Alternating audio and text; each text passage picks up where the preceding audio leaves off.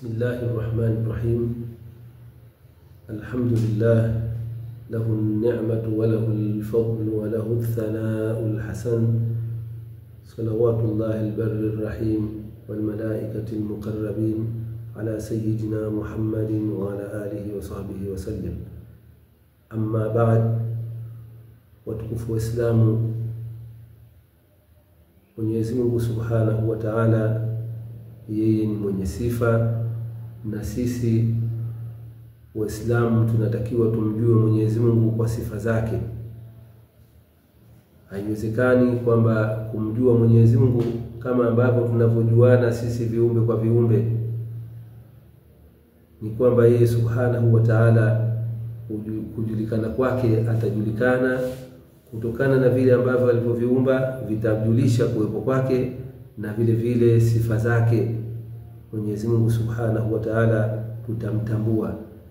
Na kama ambavyo wanachuoni walivyotueleza kwamba ni wajibu kwa kila Muislamu kuzijua sifa 13 za wajibu, sifa 13 za wajibu, ambayo sifa ya kwanza ni alwujudu, kuwepo, walwahdaniya, na sifa ya pili ni upweke, kwamba Mwenyezi Mungu yeye ni mmoja tu na hana mshirika, walqidam, na utangu, kwamba yeye Mwenyezi Mungu ni kwamba hana mwanzo wa kuwepo, halafu walbaqau, na kubakia yeye Mwenyezi Mungu hapana mwisho wa sawa kuwepo kwake Subhanahu wa Ta'ala, walqiyamu bin nafsi, na yeye Mwenyezi Mungu mustaghni an kulli ma siwa, ni mwenye kujitosha yeye kuepukana na kutegemea kila ambacho si yeye Subhanahu wa Ta'ala. Kwa hivyo na sifa nyingine al-qudra, ni uwezo. Mwenyezi Mungu Subhanahu wa Ta'ala yeye ndo qadirun ala kulli shay, ni muweza wa kila kitu. Na sifa nyingine al-irada, utashi, kwamba Mwenyezi Mungu Subhanahu wa Ta'ala ni mwenye kutaka, na kila ambacho alichokitaka ndio ambacho kitakachokuwa na si vingine. Kwa hivyo hiyo ni sifa yake Mwenyezi Mungu Subhanahu wa Ta'ala, kwamba yeye ni mwenye utashi, anafanya chochote anachokitaka. Na sifa nyingine alilmu, ni ujuzi. Mwenyezi Mungu Subhanahu wa Ta'ala yeye ni mjuzi wa kila kitu. Na sifa nyingine ni as-sam'u wal basar, ni kusikia na kuona. Mwenyezi Mungu ni mwenye sifa ya kusikia na ni mwenye sifa ya kuona. Kwa hivyo tutakapokuja katika uchambuzi wa moja moja, basi tutazidi kuzieleza kwa undani. Na sifa hizi zote ambazo tunazitaja ni kwamba hazifanani na sifa ya kingine chochote katika viumbe. Kwa hivyo tukasikia asamu, hii ni sifa yake Mwenyezi Mungu, walbasaru, na sifa ya kuona, sifa yake Mwenyezi Mungu ni tofauti kabisa na vile ambavyo tutakaposema mtu au kitu kingine kinasikia au kuona. Kwa hivyo sifa nyingine ya Mwenyezi Mungu ni alhayat, uhai. Mwenyezi Mungu Subhanahu wa Ta'ala ni mwenye sifa ya uhai, uhai ambao hauna mwanzo wala hauna mwisho. Kwa hivyo sifa kama tulivyosema zote hizi ni tofauti kabisa na sifa za viumbe. Walkalamu, na kuzungumza. Mwenyezi Mungu katika sifa zake ni kuzungumza. Mwenyezi Mungu ana sifa ya kuzungumza, na vile vile zikifika katika uchambuzi, basi tutazama kwa undani kuweza kufahamu kwa undani kabisa namna gani sifa hizi kwa Mwenyezi Mungu zilivyo. Walmukhalafatu lilhawadith, na sifa hiyo ya mwisho ni kwamba Mwenyezi Mungu yeye ni mwenye kutofautiana kabisa na viumbe. Yeye Subhanahu wa Ta'ala la yushbihu shay'an min khalqihi, hafanani na chochote katika viumbe vyake.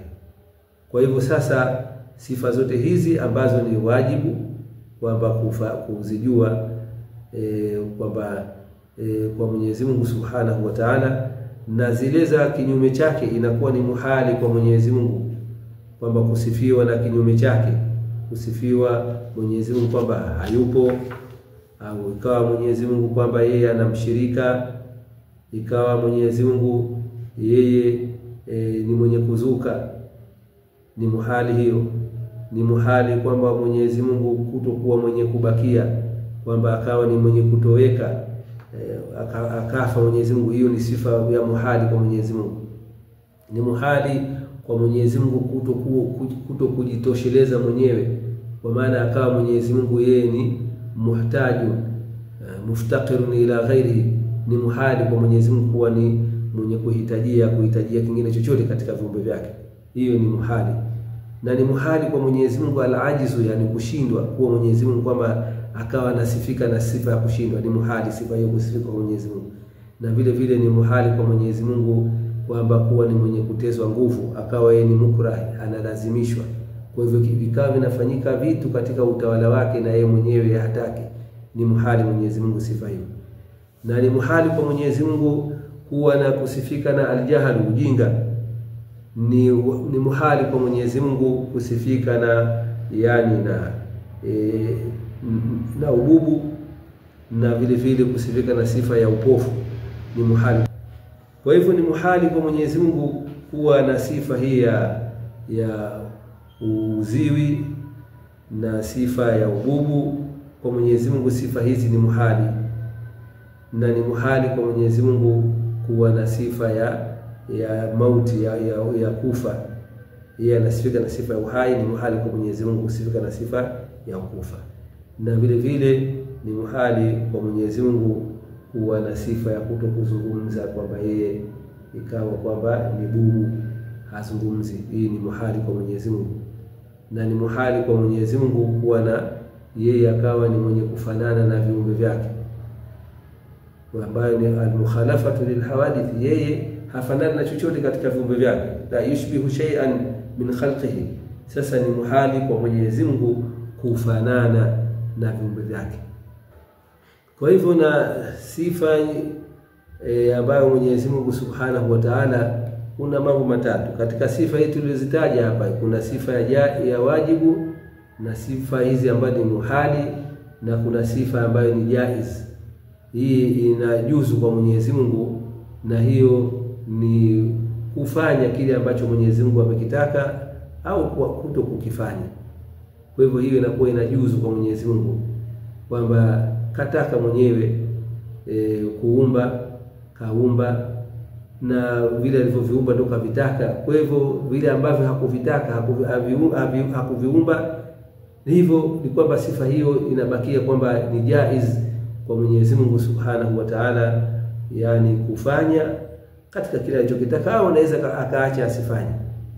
Na hiyo itakuwa imekamilika kwamba katika hizo sehemu tatu kwa Mwenyezi Mungu Subhanahu wa Ta'ala, kusifika na sifa ya wajibu, na kuna sifa ambayo ni mustahili, ni muhali kusifika Mwenyezi Mungu, na sifa inakuwa ambayo ni jaiz, kufanya kile ambacho anachokitaka au kukaacha kukifanya. Kwa hivyo akifanye ama asikifanye, hiyo ni sifa jaiz, inajuzu kwa Mwenyezi Mungu Subhanahu wa Ta'ala. Kwa hivyo katika hizi sifa ambazo tulizozitaja za wajibu, tutarudi kwa moja baada ya moja kwa uchambuzi wake, kuzichambua sifa hizi, na tuende pamoja tuzidhibiti, ili tuweze kudhibiti yale ambayo yamekuwa ni wajibu katika elimu hii, kwamba kuyadhibiti kwa kila Muislamu. Inshallah, mpaka hapo, wassalamu alaikum wa rahmatullahi wa barakatuh.